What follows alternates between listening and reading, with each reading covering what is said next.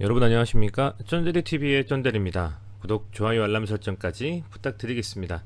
이 두산중공업에 대해서 말씀을 좀 드리려고 합니다. 두산중공업이랑 EID 두 종목을 제가 꾸준히 한번 리뷰를 해보겠다라고 생각을 했고요. 아마도 EID 같은 경우에는 이번 달 정도, 그리고 두산중공업은 쭉 그냥 제가 리뷰를 할 생각입니다. 셀트리온 삼형제를 했듯이 또 SK 디스커버리 바이오사이언스 케미칼을 했듯이 시젠을 했듯이 쭉 한번 살펴볼까 합니다. 자, 우선은 이 탈원전 기조는 현 정부와 다음 정부도 뭐 피할 수 없는 하나의 그 에너지 패러다임의 전환, 그리고 저탄소, 탄소 중립 국가를 만들기 위한 필수 요소라고 좀 생각이 돼요. 원래 이 마크롱 대통령도 탈원전을 그 대선 당시 했다가 최근에 그 기조를 바꿨습니다.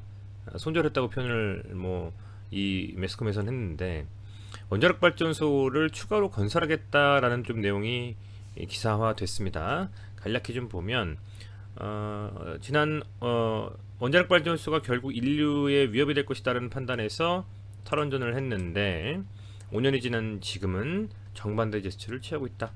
프랑스 에너지의 자립을 보장하고 2050년 탄소 중립을 달성하기 위해서 신규 원자로 건설을 재개하겠다. 우리나라와는 정반대로 가고 있습니다. 전 세계는요.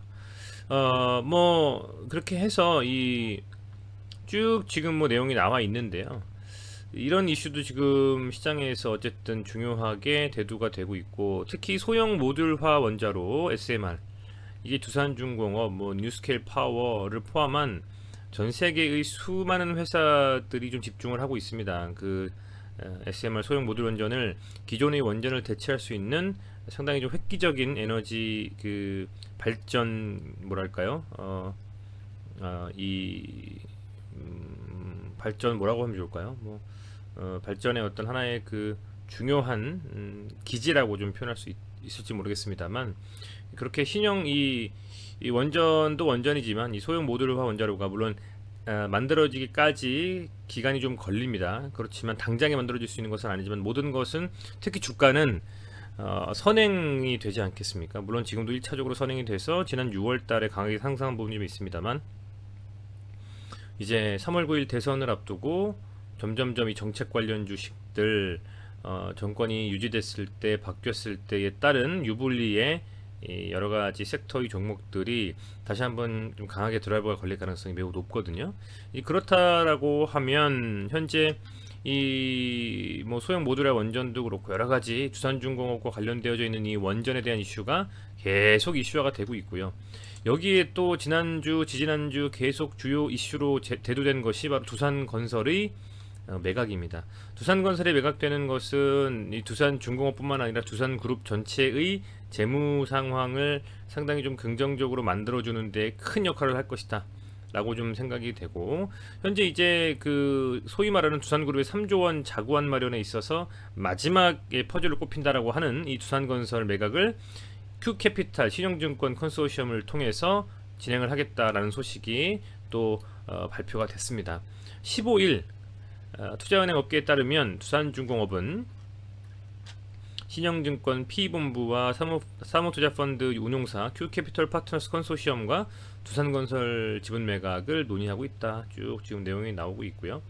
아마 이런 내용들이 잘 긍정적으로 연착륙 된다면 아마도 1차적으로 두산중공업 뿐만 아니라 최근 이 두산 가의 종목들, 두산도 그렇고요, 강하게 좀 상승을 했고, 아울러서 이 두산 중공업도 한번 상승 후 조정을 좀 받고 다시 반등하는 흐름이 나오고 있고요. 또 두산 우선주, 이 친구도 두산그룹과 함께 지난번 전고점을 돌파하는 양봉이 나오면서 한번 눌러주고 다시 양봉이 나와주면서 랠리를 좀 기대해 볼 만한 흐름으로 움직임을 가져가고 있습니다. 두산건설의 매각이 실제로 이렇게 진행이 된다, 찌라시성이 아니고 정확하게 이 Q캐피탈 파트너스와 신영증권 컨소시엄을 연결해가지고 진행을 하겠다는 소식이 또 나왔기 때문에 다음 주 월요일에 한번 기대해 볼 만한 흐름이 나올 수도 있겠다는 좀 생각이 됩니다. 그리고 뭐 이런 것도 좀 있습니다. 뭐 이것은 뭐 약간 이렇게 루머, 뭐 찌라시 정도 수준의 내용인 것 같은데, 강남에 원전을 지었을 때를 가정한 가상 조감도 화재다, 뭐 이런 내용들이 좀 있는데요. 뭐 이것은 뭐 제 생각엔 쉽지는 않을 것 같아요. 그렇습니다만 어쨌든 뭐 이런 정도로 중요한 건 이슈화가 되고 있다라는 것이죠. 이슈화가 되고 있다. 많은 미디어를 통해서 노출이 되고 있다. 원전과 관련된 이슈가, 그게 가장 중요한 포인트가 아닌가 싶고, 우선은 뭐 두산중공업도 지난주에 이 흐름의 행보를 좀 살펴본다면, 다 한번 지워볼까요? 주가 자체는 이때 강한 좀 상승을 하고 나서 고점을 좀 찍었죠. 그죠? 찍어주고, 물론 이 찍은 것이 월로 보면 찍은 것도 아니에요. 이제서 월봉상으로, 그죠? 121선 돌파하면서 이렇게 가고 있기 때문에 아직은 뭐 이런 강한 정말 상승 드라이브의 시초에 있는 상황이라고 저는 보여지고, 하지만 최근에 요 근시일의 흐름을 살펴본다면 이 3만원대 요때를 찍고 쭉 밀렸는데, 두산이나 뭐 우선주 같은 경우에는 지난번에 떴던 이 고점 라인을 돌파를 해버렸어요. 양봉을 강하게. 우선주도 여기를 강하게 돌파했고요. 두산중공은 아직은 시동을 좀 걸지 않았다고 봐도 될 것 같아요. 물론 지금 현재 이제 21선 지지를 좀 확인을 하고 다시 반등이 좀 흐름이 나오고 있는데, 중요한 건 그런 것 같습니다. 27,000원, 제가 계속 여러분들께 영상을 통해서 말씀을 드리는 게, 27,000원이라는 이 구간을 두산중공업이 돌파를 좀 해야 되지 않나, 저는 그렇게 봐요. 이 구간대를 돌파를 해주고 양봉을 뽑아주면서, 저는 상승을 해줘야만 제대로 된 흐름이 나올 수 있다고 보는 겁니다. 물론 이렇게 올라간 후에 한번 다시 또 빠지고 21선 올라오면, 그죠? 다시 이렇게 또 뚫어줄 수도 있고, 아니면 여기서 그냥 밀려줘 버릴 수도 있어요. 이 정도 라인까지. 아이고, 이렇게 라인, 아이고 죄송합니다. 이 라인까지, 여기 지금 이제 한 지지 라인이 이 정도로 잡고, 그죠? 이렇게 이렇게 해야 되겠네요.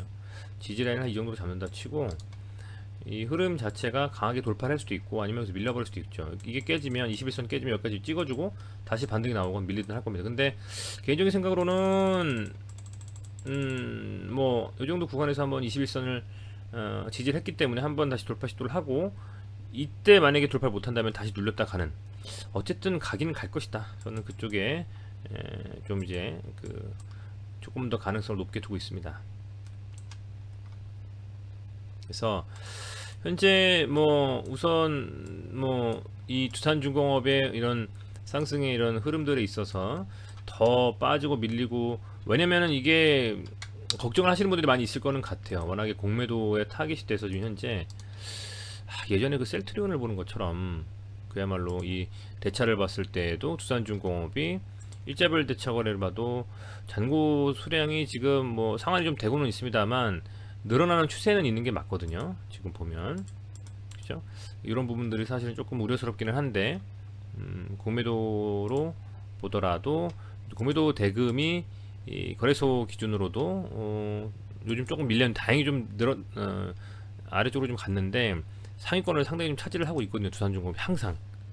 그래서 이 공매도에 대한 이런 이슈들, 그리고 소위 말하는 뭐 공매도뿐만 아니라 대차 잔고가 늘어나면서 향후 공매도의 선행지표가 되는 대차 잔고를 보면 아마도 공매도에 대한 타겟이 될 수 있는 가능성이 매우 높다라고 보고는 있는데, 27,000원을 돌파해서 3만원까지도 갈 수 있는 어떤 강한 수급과 양봉이 좀 나와준다면, 저는 개인적으로는 소위 말하는 그 개인들이 미임 현상에 의해서 흠슬라를 이어서 두슬라 모드로도 한 번쯤은 갈 수 있지 않을까라는 생각을 좀 해보는 겁니다. 그래서 뭐 그렇죠. 향후 상승 모멘텀이 충분하고, 차트상으로 공매도가 지속적으로 있음에도 불구하고 수급으로 잘 버티고 있는, 그 수급이 이제 개인의 수급과 기관의 수급이 동시에 나와주면서 외국인의 매도를 잘 받아주고 있잖아요. 이제 그렇게 좀 본다면 이 기관의 수급이 상당히 파워풀합니다. 두산중공업은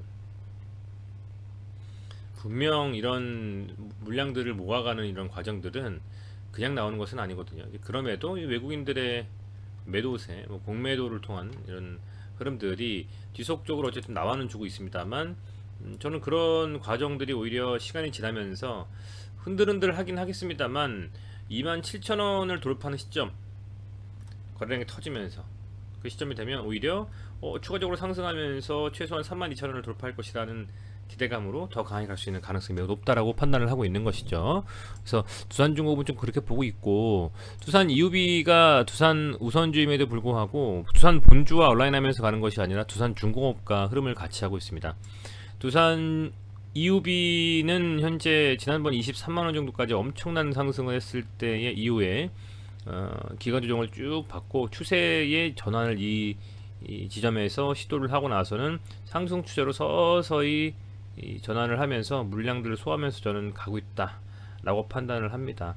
현재 보면 두산중공업의 흐름보다 좀 못 미치는 좀 흐름이고, 연말이 다가오면서 우선주에 대한 관심도 상당히 좀 더 추가로 가질 필요가 있거든요. 이제 그렇다라고 하면 우선주인 두산 이유비, 두산중공업과 흐름을 결을 같이 하는 이유비도 관심 있게 볼 필요가 분명히 있겠다 라고 좀 생각을 하고 있습니다. 이제 그런 부분들도 말씀을 좀 드리고요. 이 두 종목은 꾸준히 리뷰를 하면서 여러분들께 영상으로 말씀을 드리겠고, 두산 우선주 같은 경우나 두산 본주도 현재 보면 흐름이 나쁘지 않아요. 여기서 이제 더 날아가느냐 안 날아가느냐 흐름인데 뭐 좀 조정을 받을 수 있겠습니다만, 두산 우선주나 두산이 저는 개인적으로는 이 이슈 말씀드린 것 중에서 이 건설에 팔린다, 정확히 큐캐피탈 신용증권이라는 정확히 명확하게 박힌 논의하고 있다라는 게 기사가 좀 나왔기 때문에 충분히 저는 흐름이 괜찮을 것이다. 지난주에 보면 이 박용만 두산 회장의 그 사임 소식이 나왔습니다. 아들 두 분하고. 그래서 요 부분이 좀 주가에 악영향을 미친 게 있어요. 사실은 좀 요게 나왔을 때에 그동안에 두산을 워낙에 책임졌었던 분이시기 때문에 이분이 좀 빠지면서 어찌 보면 두산의 긍정적인 소식일 수도 있고 악재일 수도 있는데, 이게 저는 어느 정도 선반영됐다고 생각이 됩니다. 이미 반영이 충분히 됐다고 생각을 하고요. 그게 이 두 번의 밀림의 지수의 하락이었지만 이런 이슈들이 복합적으로 작용하면서 두산그룹주에 이렇게 이틀간의 좀 조정이 더 나왔지 않았을까. 물론 거기에는 말씀드렸지만 지수의 하락도 분명히 있었습니다, 영향이. 그래서 이런 부분들을 어쨌든 간에 감안을 좀 해서 다음 주를 좀 지켜본다면 상당히 좀 재밌는 흐름을 같이 살펴볼 수 있지 않을까 생각이 좀 됩니다. 네, 어쨌든 이렇게까지 좀 간략하게 말씀을 드리겠고요. 두산중공업, 두산 우선주, 두산 이유비 네 종목은 여러분들과 함께 계속 리뷰하면서, 두산중공업이 물론 메인 탑 종목으로, 탑 티어 종목으로 좀 보고 있지만 다른 종목들도 살펴보면서 이 두산그룹의 비상을 한번 기대해 보겠습니다. 네, 시청해주셔서 감사드리고요. 여러분들 구독, 좋아요, 알람 설정, 댓글까지 꼭 좀 부탁드리고요. 도움이 되셨다면 땡스를 통한 후원도 부탁드리겠습니다. 고맙습니다.